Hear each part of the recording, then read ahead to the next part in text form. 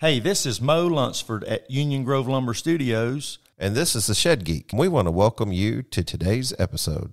Okay, welcome back to another episode of the Shed Geek Podcast with the motliest crew that I could possibly put in one room here today. I can't imagine. If you were to make your bets in Las Vegas, you would have lost today if you'd have put these four people in a room over the last 10 years. I don't know how this comes together, but it does, and it's beautiful.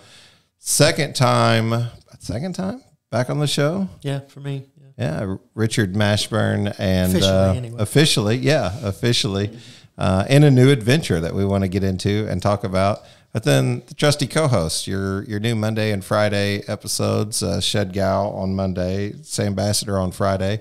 Go check them out. Probably by the time this comes out, they'll be getting ready to launch. We'll see how that works. But welcome, everybody, to the Shed Geek Podcast. Yeah, glad to be here. Good to be here. Lots of fun. So, Richard, what is happening, man? What's going on? We've been sitting here chatting, and we probably got 3 podcasts worth of material that'll never air. Yeah.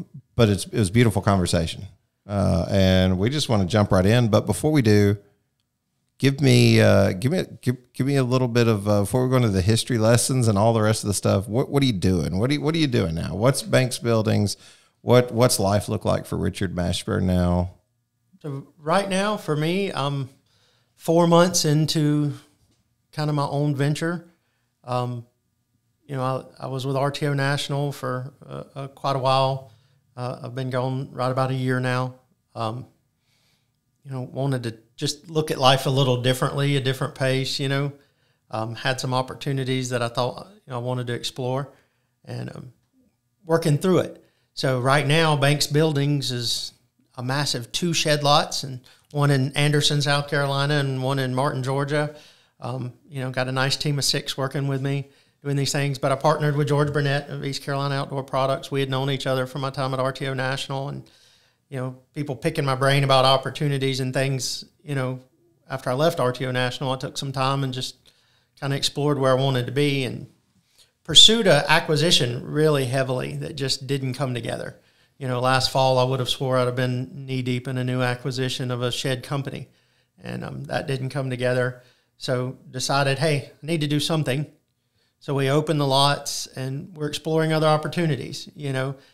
Right now we're selling sheds and steel structures and trailers and greenhouses, and I'm learning all the day-to-days, getting a real good education. I think a lot of people know me from my time at RTO National in this business, but, I started out in automotive retail and, had a lot of experience doing, automobile sales, dealership groups, national account, before I got into the lending side and on the banking. So it's really fun to go back to my roots and be day-to-day with customers and salespeople. And, I've got a team member here that I just really enjoy working with. He's fresh out of Clemson, and, Sam and I were talking, getting that young guy, and teaching him how to sell right out of the gate and giving him some skills and learning the industry he never knew anything about, kind of refires your passions of what you feel about it. But, Banks Buildings, I think, will be a name that hopefully grows and is recognized. I think we've got opportunities out there on how we explore and look at things. I've worked at scale nationally for so many years, it's hard not to think a little bigger picture. But right now, I'm struggling to get my hands around QuickBooks and Meta Marketplace and Google Marketplace and day-to-day sales and transportation and scheduling deliveries and pickups and the things that everybody on these calls is going, yeah, welcome to the show, man. But it's really fun, and I'm wanting to do it all myself at least for a while, so I'm really rooted in it. I get that question from time to time that people know me going, have you learned anything? Are you different? And I was like, well, absolutely. The Chief Sales and Marketing Officer of RTO National is a very different role than shed dealer. Right. While we're in the same industry and how you think about it. And you have to dust your chops off of getting out there and meeting a customer. And I work my Saturdays and I do these things. And, I'm answering marketplace ads at 10 o'clock at night and doing these things. Still available? Is this still available, Richard? Yeah. And I've learned autoresponder is a blessing. It's like, it is a true blessing. No, it's just, those are the things. But that's what we're working on. George and I have some plans and some other things that we're working on, and got some really great partners we've been working with, and both the hauling side and then the steel side, and different brands trying to do a diverse product offering. I like thinking of it as a retail. Sheds are the core. Yeah. But I think everybody's more than. I'm sitting here with the shed gal and Sam going, it's not just sheds for any of us, I don't think. There's so many moving pieces to it, and trying to figure out where you fit in and what you are. So that's the new adventure. That's the long answer, I guess, of, the technical of it is I'm a small 2-location, 4-month-old shed dealer that's getting their feet wet and really starting to form those boundaries and opportunities. And then the next piece is just what the next chapters look like. Yeah. I'm gonna jump in here and ask you a question real quick, because you mentioned the QuickBooks. Tell us why, from your perspective, why is it important that you have boots on the ground? Because that's what I heard. I'm doing it. It's not that you have to do it. You could hire someone. Why, just from your perspective, why is it important that you be boots on the ground and you do those things? George would tell you I'm cheap, but I will not lie. If y'all would have come here yesterday, me and my brother were out cutting the grass. I cut the grass and clean the toilets and do all those things. And I go back and I think it's relevant. I thought about the story. My first day at RTO National, me and Phil had a meeting scheduled for 8 a.m. I showed up at 7:30 and Phil was carrying the garbage out. Sam knows this, Oh, wow. And that's probably one of the largest companies in this industry at a national scale, and he'll still do it. If you're not willing to do it, it's hard to ever tell anybody you want to do it yourself, how you want to do it. And the other thing is I will tell you very pointedly. So true. Very pointedly. And this is mine and your first time meeting, but I have great respect for your opinions on how you market from my role. Not that my opinion should carry any weight yet, but at the same time, I have fired more marketing companies than most people have ever met. And to think I'm over here trying to get his marketing. The reason to put a plug in there, and not just at RTO National, Shed Geek marketing. When you go back to the automobile business, and in the late '90s and early 2000s, a Ford store here in Anderson, our average budget was $150,000 a month in advertising. Wow! And I did most of my own creative in those days. Yeah, and worked with firms and things like that. But I worked with ADP. People think of ADP as payroll, but they're actually huge in the auto space. Well, they got huge into digital solutions. So I had the luxury of being one of the first person to ever sell a social media aggregator in the early 2000s. So I got a crash course from people way smarter than me and how these things work. I've actually got to go to Google's headquarters and meet people that, I met the internet geek for Google. Oh, that man's scary. Nice. He is scary. That would be a neat meet. And this was years ago. Meet. But what I learned was, you would hire these firms, and now it's common, but people would sell you in the early days, well, I got you 150,000 impressions. Yeah. I did my job. Oh, well, an impression is nothing. Somebody saw something like a billboard riding down the road, And if you didn't know how to do it, you didn't know if somebody was doing a good job or not. Introducing Shed Hub, your ultimate shed marketplace. Are you in the shed business and looking to connect with more buyers? Look no farther than Shed Hub. Shed Hub is a game-changing, two-sided marketplace that brings shed sellers and buyers together in one easy-to-use platform. Think of it as the Amazon of sheds. Shed Hub isn't just any ordinary marketplace. It's a powerhouse that ranks on the first page of Google's search results in 91% of U.S. cities. With over 1.2 million impressions on our website last month alone, Shed Hub is where you want to be to showcase your sheds to a wider audience. And here's the best part. For a limited time, you can join our exclusive Next 500 plan for just $39 per month. Simply head over to geek.shedhub.com to sign up and start attracting more shoppers to your shed listings. As the Shed Geek, I am here to endorse Shed Hub and invite you to join me on this journey to boost your shed business. Whether you're struggling with website visibility or simply want more eyes on your product, Shed Hub has got you covered. Don't miss out on this opportunity to supercharge your shed sales. Visit geek.shedhub.com today and make your mark in the shed industry with Shed Hub. Mr. Geek, I'll call you that today. No, Shane, you and I talked last year, kind of in my hiatus, and people were asking me to do consulting work, and especially around acquisitions. So I was doing a lot of deep dives and valuations on companies. One of the startling things I found was the bookkeeping and accounting was atrocious in most of them, and they had no real understanding of their own valuations and how to do it. And I'm going, but I can't be critical. I'm 4 months in, and the biggest struggle is hours in the day. But I have to discipline myself to go learn it before I go pay people to do it, especially around doing your taxes. You know, your business and corporate taxes, your structure, or you're an LLC, or your partnership, or you're filing as an S Corp. These are higher level things beyond just necessarily building a shed, but they're what's becoming really important in the industry and how we go forward and how we think about it. Agreed. And I have to do it myself at least once because I have to get the education of, you know, what is SUTA, South Carolina Unemployment Tax website, and how I form. You know, I've got a sister that works in HR with a big firm, you know, and I was talking to the guys at Westwood, you know, Mike, and they found a state-sponsored program that brought them a consultant and all these, and there's all these programs that we don't know about. Yeah. You know, and you find them on the state websites because you were doing your own taxes. Right. You know, because you were making your own payroll. You know what people earn and don't earn and what they make because you did payroll for a while before I hand it over to anybody. You know, and I you're very right. I can't do it for long, and I'm probably impeding my own growth for a while. But I'm getting that education, that sheducation that you have to have as a small business owner. You know, I don't mean this to come across the wrong way. I've worked for multiple Fortune 50s at the top of the game in several other industries, but I've never done QuickBooks. Yeah. You know, I've never done, you know. It's humbling, isn't it? I absolutely love that. You know, I like driving the mule, you know, I like doing these things, you know, and I need to be able to do that before I can say I understand what it is and I understand what value is.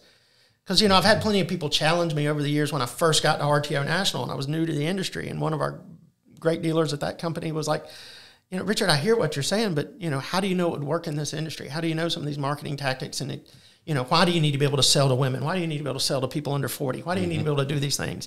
And I'm going, well, population demographics and all that just say you have to succeed. But beyond that, they had never seen it.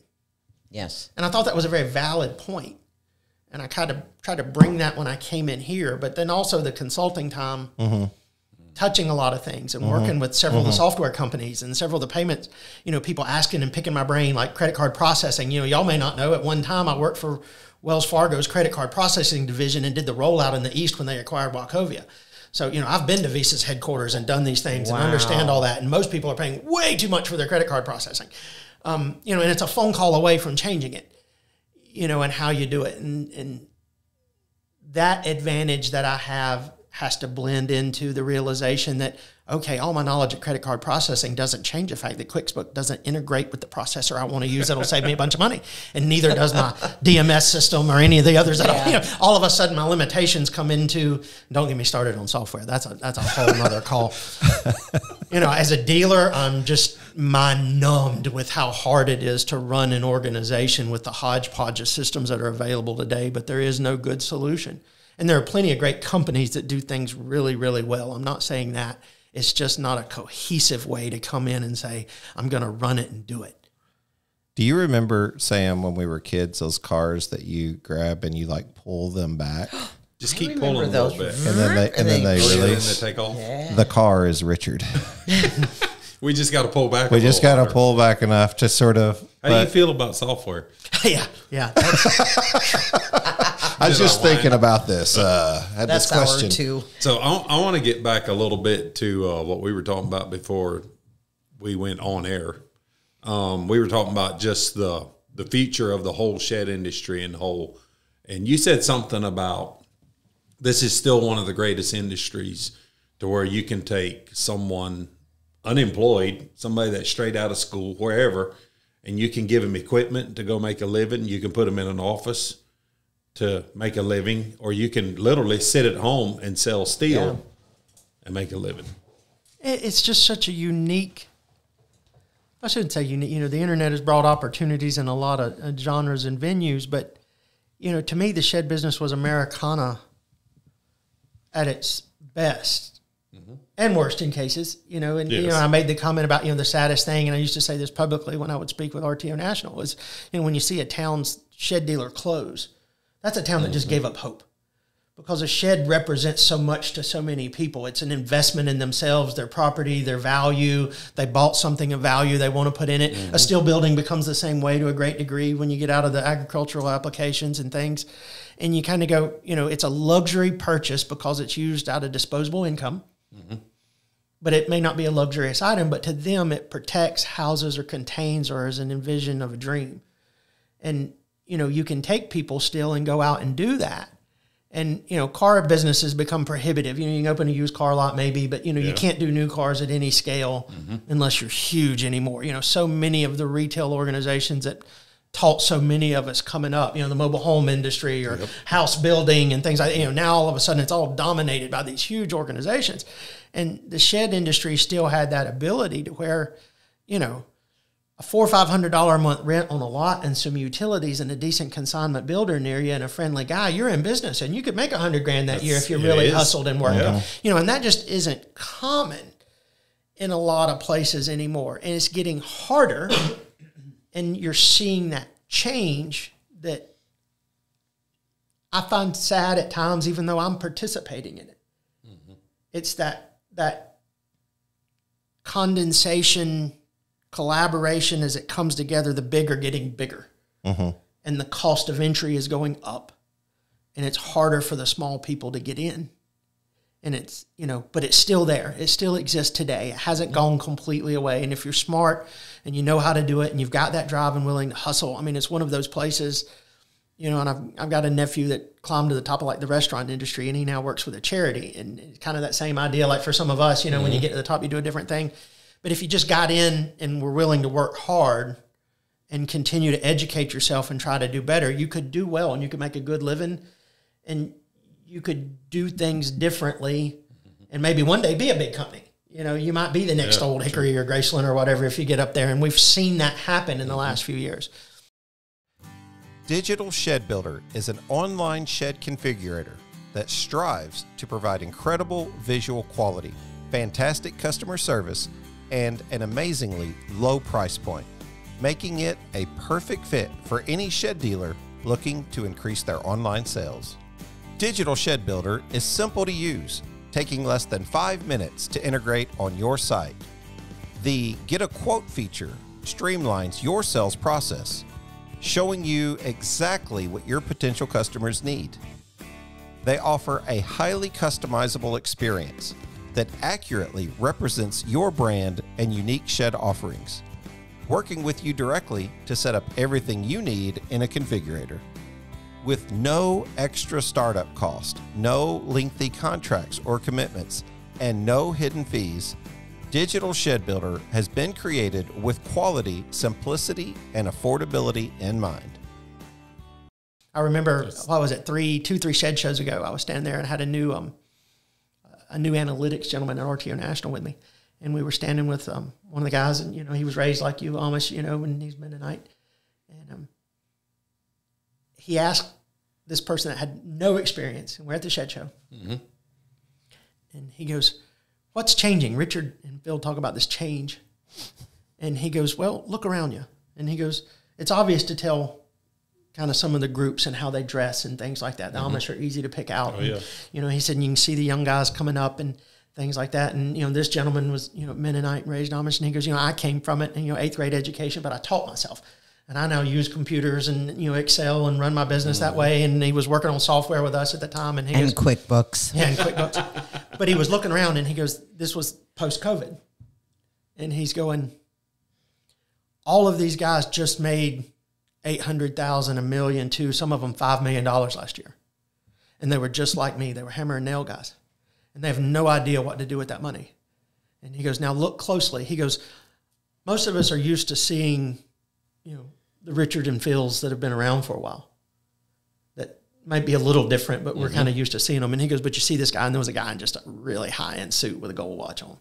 You know, and you see another guy in another suit walking around. And he goes, we've never seen these people before. There's so much money in this industry.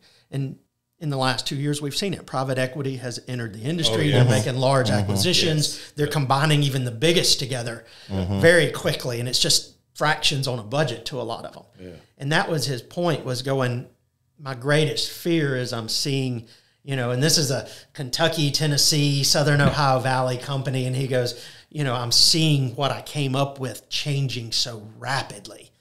And then the next year was the year the Shed Show introduced, and, a third of everybody was software and technology and automated assembly. And, you're dropping, $700,000 on an automated wall and flooring system. Yeah. Your laborers are going out the door because you want 24-hour a day computerized building. And that's the change.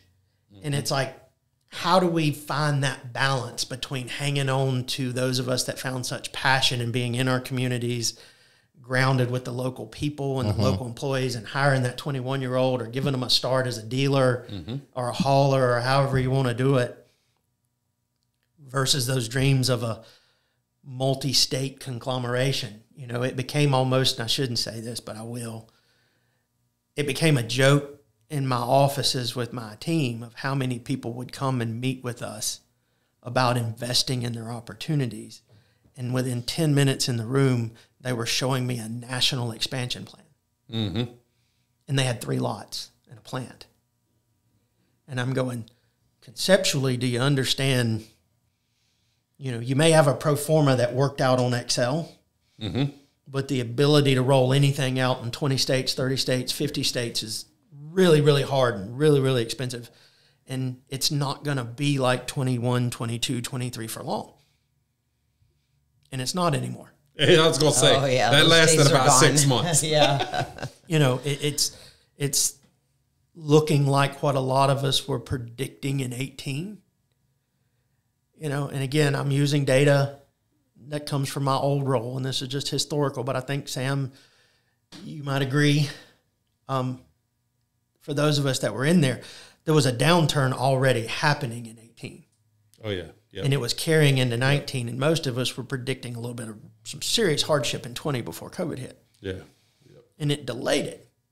Yeah. So you're not just bouncing back to the pre-COVID 17, 18 norms. You're bouncing back to something that's looking different already. And it could be more challenging, and it's got different players in it. I was about to say, with the addition of new players, new companies coming to the table, because they saw the lucrativeness of what COVID was, but that was not real life. That was that's where the valuations. I'm talking about, I spent 6 months, not 6 months, probably 4 months looking at valuations, and they're showing me 21, 22 numbers, or late 20. And they're looking at portfolio performances on RTO portfolios, and I'm going, no way. I'm going, whoa, that is not real. Accurate. It was good at the time, and it was great, but it's such an anomaly to probably what reality is going to settle in at. Yeah. And then you've got 17, 18 when there's almost a zero cost of funds. Now you're talking about a performance that looks slightly worse than 17, 18 with a cost of funds on most of these portfolios that's running between 7 and 11%, no matter how big you are. Mm-hmm. That's a different math scheme. Mm-hmm. I used to love people telling me, I got 30% yields on my RTO portfolio. No, you don't. Mm-hmm. You're not even close. Yeah. Do you think whenever people get into that, I mean, you're not that your expertise is in RTO, but it's not in RTO. You're also the chief marketing officer. So love having those conversations with you. Where is the state of RTO? We kind of talked a little bit early on about finance and credit sales and RTO, but it's different. I mean, entering the market now than it was 10 years ago, 20 years ago. But where does it go for the next 5? Like what are the changes we're going to see? The crystal ball that you look into. The challenge I think you see as a consumer now, and your venture, things like that. We talk about it and we go, and you and I've had some great conversations. One, there's something we'd never, or to my knowledge, was not common like it is now, which is just the theft. Yeah. Oh. First, second, third payment default missing building. Yep. So the thing that always made sheds different was you could turn around and resell a 3-year-old shed for 90% of what it sold for new. Yes. Well, one, we saw the price peak, so you saw a contraction in price right now, which is not huge, but it's some, but it's harder to maintain that.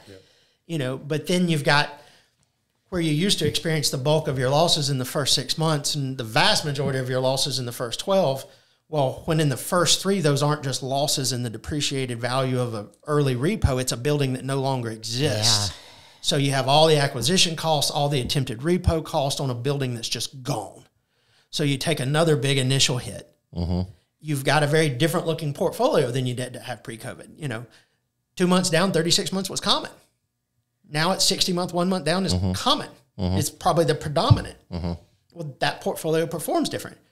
Your yields and benefits are way further deferred, but you're taking bigger losses up front. Well, now you throw in this weird mix of, even if you're in single digits of theft, those theft numbers delay your profit curve on this by months, if not years. And you then combine that with a leveraged portfolio. Most of the people I know borrowed money to do their rent to own. So they have a cost of funds. It's not 2, 3, and 4. They've got a cost of funds that 7, 8, 9, 10, 11. It's got some variant to it. It might soften, but it's probably not going to stagnate.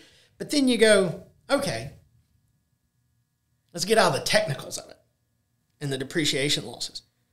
2018, the average shed's $3,600. The average shed right now is over $7,000. Well, the average consumer's income hadn't doubled. When you were getting stimulus checks and other things and the economy's roaring and all that, it's all fine and good. But when you start seeing layoffs coming in the news and it's getting restriction and inflation, so then the question comes down to what we said earlier. I believe in the Americana of the shed, and it's the American dream, but it's a disposable income purchase. So people now it's a disposable income purchase that is 100% more expensive than it was 4 years ago. Can the average consumer that then is going to have to finance it and make a payment afford the payment on the average building? Or is the building going to either have to contract in size, contract in price, or are you going to have to get more creative in how you finance it? And I think that's going to be one of the solutions that ends up coming out of it, is the pressure on the RTO industry to give way to traditional finance payments and simple interest, not because it's not a good thing. This industry is funded off of the RTO business to a great degree. And I think that's horribly important. And if it would get under dire duress, if this theft thing goes completely crazy like auto loans did, call it in 05. 05 we were doing auto loans. And everybody goes, well, Richard, the financial crisis didn't happen until 08. No. Go back and look. If you really study the economics of it, I'm sitting in a company doing $1 billion a month in automobile loans, and all of a sudden people with 740 credit score started dropping SUVs at the dealerships and walking away because gas was $6 a gallon. Yeah. You couldn't predict that portfolio, and it hemorrhaged. Well, what did they do? They just quit leaning on the money. You just stop. I mean, I'm sitting here at the biggest auto lender in the country. Our average loss went from $8,000 a car at auction to $22,000 in 4 months. Wow. $22,000 a car. Now, I'm not being doomsdayer, but you go, if you see that type of behavior and you're hearing about portfolios in the rent-to-own business that's experiencing that kind of loss. Oh, Lord, I just lost $500,000 worth of buildings against a $7 million portfolio. Well, you just lost half a year's worth of net revenue. At iFab LLC, our passion is welding, fabricating, and design. That's why in 2015, we began to commercially market our product to the shed, portable building, and mini barn industry. Our product is primarily used to build trusses. Our truss saw system cuts boards in one motion, and our truss press system installs and presses the gusset plates to a finished truss. We custom fabricate jigs that assure perfectly symmetrical truss setup without error. We also have other products designed to help your shed builder increase quality, efficiency, and save money. Our precision door tape will build your custom doors square every time and easily adjust to build any door. For products like these or other custom fabrication services for your barn shop, visit ifabllc.com or call 563-422-7496 or simply email us at ifabllc@gmail.com. So then you go, okay, there's that piece of it and the performance and the debt of the people trying to do it, but then there's the consumer. As a dealer or especially a manufacturer, my cash flow is dependent on the continual production of the buildings. My employees are dependent on that continual production to make their pay. So I have to find a way to sell more buildings in an economy that is price prohibitive to my average consumer. So I have to start thinking about what I'm going to do differently. That very well could be a massive expansion of simple interest loan financing, even into a subprime credit arena. It could be just something like an aggregation tool on the finance side. It could be, auto experienced it in that era. There were balloon loans and things. There were these hybrid products that started spinning out in the states that didn't regulate them. So there's a way that goes out. So that then could put pressure on the RTO business from another angle. But I think the biggest one that may be the biggest hit is you're in an election year, which is unpredictable. You're seeing the economy and the consumer hold relatively strong, but they're feeling financial pressure. Your product prices are stagnating, but they're not declining. But how many people have you all talked to that said they were up this March over last March? Were they up over the last 3 Marches? I can only think of a handful, and those are doing things a little bit differently. But the vast majority I'm talking to are flat or down, and some are down substantially, but they're not just down, they're down with records amount of in-stock inventory. Well, and really what's holding them on is the increased pricing, because the units are down, pricing's up. So we built half the sheds, made close to the same amount of money. If it wasn't for the price increase, we really wouldn't have what we have. And maybe they're relying on things like rent-own a little bit more. You're seeing some rent-own customers you wouldn't normally see necessarily, but finance. I mean, I'm constantly getting the questions about finance. Who's doing finance? Can we do something that's better for finance? Can we save them money? So we took the approach, dealer premiums. Like, I just haven't always been a fan, because I think what you're doing with the dealer premium is you're essentially cutting back your yield so that you can ultimately keep a customer, because RTO is so competitive. And because it's so competitive, they're either trying to buy the company or they're trying to incentivize the company. Parking lot. But is it when prices haven't changed on the RTO rates? Go ahead. Yeah. Okay. You're good. You're good. You're good. So for me, in my head, you can come in with 5% or 3% or 2%, but the next guy's going to come in at 6 and 7 and 8. And it feels to me like a race to the bottom. That's why we did the marketing thing. We did the marketing thing because we were like, how can we offer something that's service based and not just monetarily based? How can we, hey, we'll do your marketing for free. We get your rent on. Do your marketing for free. We get your rent on. And next thing you know, we're giving you value that is 15%. Maybe your sales go from 2.4 million to 4.6 million. Can you handle that with the right amount of sales? But they're still soaking up the sales in their area. So they're still taking these customers from the same pie. It's the same way as what we all do whenever we go out and rent own and try to compete. You're getting it, like, pretty much everybody's doing rent own now, but not everybody's doing marketing. So we were like, hey, there's exposure so we can educate. So we spend a lot of time I'm self-plugging here, sorry, but it's a creative solution to a problem. Yes. People are struggling with volume, and you're exchanging that money. But there's an alternative to that, and I do like that idea. You and I have talked about it. Yeah. I think that's, again, auto experienced some of that, co-op advertising from the manufacturers, and the more financing you did with them, the more co-op money you'd get to advertise. But then the alternative is true. Go out and talk to everybody today and go, hey, what if instead of paying you a premium, I gave you just a cheaper divisor for all of your deals? Nobody's done that. Tried this, just so you know. Tried this with a couple of different dealers. Didn't like it. They didn't understand it. We were actually seeing less yield, but we were trying to do it in a way, because I've asked multiple RTO guys this, even on the podcast, like, what's your thoughts on this? And it's like, no.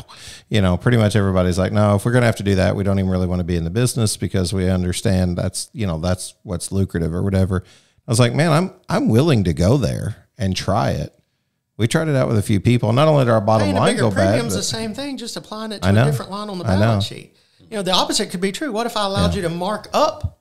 Just like standard financing in every other industry, what if I allowed you to mark up your divisor and keep that money yourself, and you can just earn or not earn based on what you want to, but give you, and again, dealer after dealer after dealer will probably tell you no. But for how long? Do you think how long are you going to have less sales? Right now, the manufacturer makes more money on a big building. The salesperson makes more money on a big building. The hauler makes more money on a big building. Yeah. But when the consumer says, I just don't want the big building, then what? You can't continually go upstream. You can't continually say, I sold half the number of units for the same dollars. Yeah. That's going to run out. It's going to run out. There's a delineating curve when you look at that on an economic scale that says eventually it will hurt itself. Or more importantly, someone with scale will come into the market and take it. If all of a sudden the big boxes. You know, because I used to say this all the time when I traveled my last role. And everybody goes, well, who's your competitor? And they name the dealer up the street and they name the other dealer. It's not that. Google anything, anywhere, and Home Depot, Lowe's, everybody else shows it. It's the big box guys. Yeah. Those are publicly traded companies. So look them up. And if you really, I'm not going to put it on the podcast again, but I did it last time. You know, those dollars are in the hundreds of millions of dollars in sheds a year. Hundreds of millions. You know, those big box guys make up over half the industry based on most estimates. You know, to the tune of billions. That's your competitor. What happens when one of them uses an automatic robotic assembly system with a national distribution chain that already exists and starts undercutting your price by 40%? And they have a credit card with 24 months for 0% that you can get. That's they've talked even about RTO programs inside of those organizations. Sure. I mean, they're doing it for washers and dryers. I mean, Plus, if you sign up for that credit card. We didn't ask. If you sign up for that credit card, you can get the shed for 10% off. Right. I mean, you literally can. There's some things out there that could change. So when, you know, again, the greater question is, you know, what do I see for RTO? You've got some at scale, the fear factor, if you want to take the negative glass half empty side. You've got historically outside guideline performance and early loss, early repo with a more expensive, lower yielding design product, 60-month, 1 month down sitting out there. You've got the introduction of massive theft, organized theft, hurting those yields as well. And you've got a consumer under pressure. So that's the intrinsics there. You've got a rising interest from very capable entities to introduce a competing product that could be substantially cheaper, that could benefit the selling organizations. And then you have an at-scale rise of competition looking for a better and different way that could then bring pricing pressures on top of all of those things, and all three could happen simultaneously. That's a recipe of an interesting future. Are you a dealer who sells multiple products at your shed lot? Are you tired of sifting through clunky or overcomplicated softwares to simply sell a product? If so, it's time to call Cal. Consumer Aligned Logistics is the affordable, simplified, and scalable solution for your shed, carport, or even RTO company. We are partnered with Idea Room and Shed Pro for configurators, and have multiple RTO partners to choose from JMag to Heartland to Shed Geek Rentals and Scott's RTO. And if your partner isn't listed here, just ask. We are happy to add more. Give us a call at 425-359-3279 or visit calcanhelp.com. That's CALCANHELP.com. Now, I say all of that to go, I just threw my family fortune into it and got in the business myself. So I mean, I'm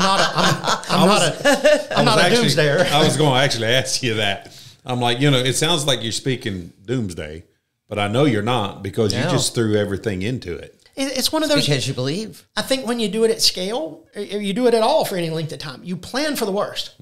You have to understand what can happen, and then you hope and do your best to make it the best possible. I'm still an absolute believer in the industry. Good. I'm a believer in the small person that can get into it just like me, you know, late in life, early in life, whatever, and go make a dream come true. They can build wealth for their family, and they can do things. Yeah. And people ask me, you know, why now, Richard? Why now? You know, you're the guy that sits out there and says all the things, and I'm going, do you buy at the top of the market, or do you buy at the bottom of the market? Do you enter it when it's really hard, you figure it out, and you succeed, and then when it gets easier, you're on top of the world? There were a handful of people made their fortunes during COVID because they were ready. And most of them exited now because they're all getting older, like this group in the room, you know, and they're going, you know, because it ain't going to get better than that, and they realize it because they did it 20 years ago. You know, but the new group that didn't get in it till 19 or 20 hasn't experienced it yet, and they've got some knocks. But there will be opportunities that this disruption, I hate to use the buzzword, but the disruption of it because of all these changing economics at one time is going to produce opportunity. You know, it is still to me sad, and I sit at a location, and I've got some really good competitors nearby.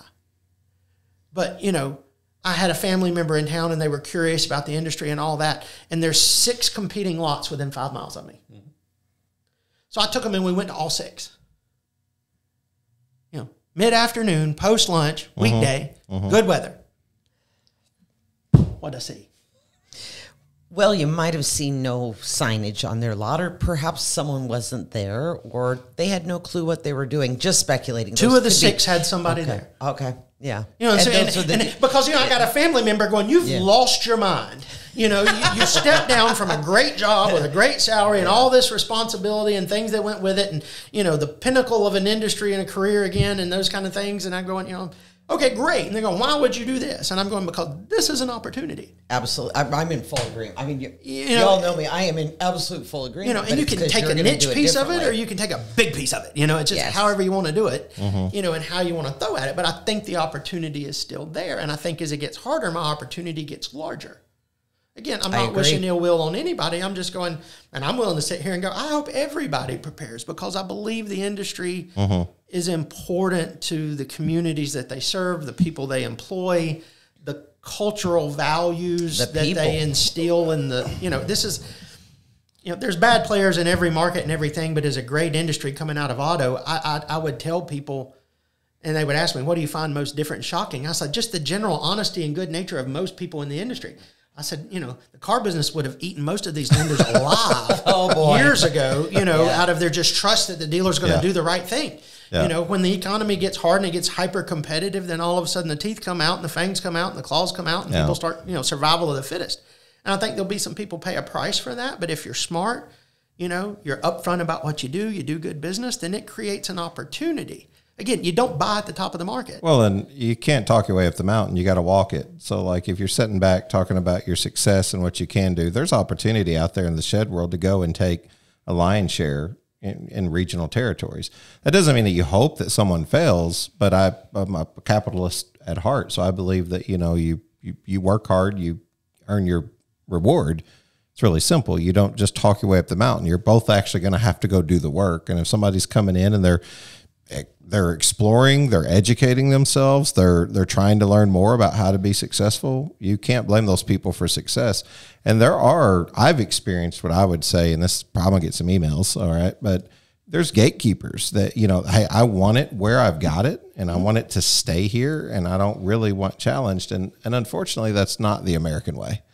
You know, like somebody says, well, what if I start a shed lot and you got a shed lot next to me? Hope you do well. What if I start a podcast? Hope you do well. I don't own anything except for the way that I respond to anything that happens. That's the only thing I own. So I wish you well, but guess what? Competition makes me sharper. Collaboration's a good thing. Of course it can when it works for everybody, but competition can be good too because it challenges me to not be a gatekeeper myself because I don't live in this echo chamber, you know, of like, it should be this way. It's always this way and nobody gets to change it. Man, I support everybody, but you got to do the work. Faith without works is dead. You know what I mean? You're going to have to like do the work. If you want to do a podcast, then go do one and do it well. And you know what I mean? Like if you want us to do a shed lot, go do one and do it well. You want to do what Sam does? You want to do what the shed gal does? Go do it and do it well. Well, now for the rest of the dream, because you set me up now. So if I were to do my plug, and you and I talked about this last fall when you were going, what do you want to do? I see a vision that if banks can build a platform, there is an opportunity when the pressure really comes. I know some great people that are on the verge, these young guys that are gals that have come up and have done well, but they haven't gotten the opportunity and they can't find the financing anymore. Yeah. And going, if they had the right partner opportunity of somebody that had the capital opportunities, had the ability to go, hey, think about your taxes this way. Think about your corporate structure this way. Mm-hmm. Think about your economics this way. And we'll provide those pieces to you. You can be a part of this, but still have your own. Mm-hmm. I think there is a collaborative deal. Now, make no mistake, you know, you have to take your part. I think so far, in most of the instances I've seen, it's been an all or nothing. Either I own you outright, have full control of you, or you don't exist, and you have to do it on your own.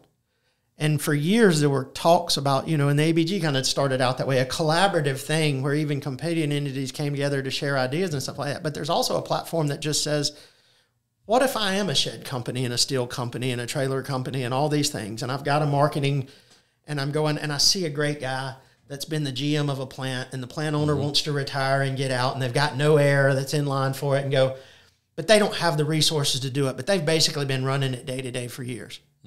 And go, well, what if I help you? What if I give you 50% of the company? I fund it. I give you access to the resources and some knowledge you may not have in a few areas. And then watch you succeed, and I get bigger and succeed and have more scale myself. And then I do it again. And I do it again. Yeah. And again, it's not people where you're going, I'm going to take your company, I'm going to do these things, because that's what you've seen in the past. They'd go in and loan money, and then they end up taking them over, and then they don't own anything. It's more about how do you then establish people and give them an opportunity and give them a window. It became popular in the car business for a while, and even the manufacturers started sponsoring it. They called it dealer development. The manufacturer would go in. Ford offered me a package when I was a young man and said, okay, I'll buy the dealership. I'll put you in, you can draw a salary, and as you're profitable, a percent or the majority of your profits will go towards your buyout of our initial investment. And in 10, 12 years, you own the dealership outright. Now, you're branded to them forever. Right, yeah. But you own it, and it's your empire to make and run, but you work through, and you got all the advantages of their programs. There is an opportunity, I think, in this industry. That was the answer you and I, Sam, didn't get to when we were talking sidebar this morning. Where do you see it going, and how do you protect it? You protect it by building a safe harbor somewhere that gives people a voluntary, not an involuntary way to reach out before it's a disaster. Are you ready to elevate your shed business to new heights? Your pathway to success just got a whole lot smoother with ShedSuite's innovative marketing platform. At ShedSuite, we like to think we understand the shed industry at least a little bit. And over the last 7 years, we've been building awesome software for shed businesses.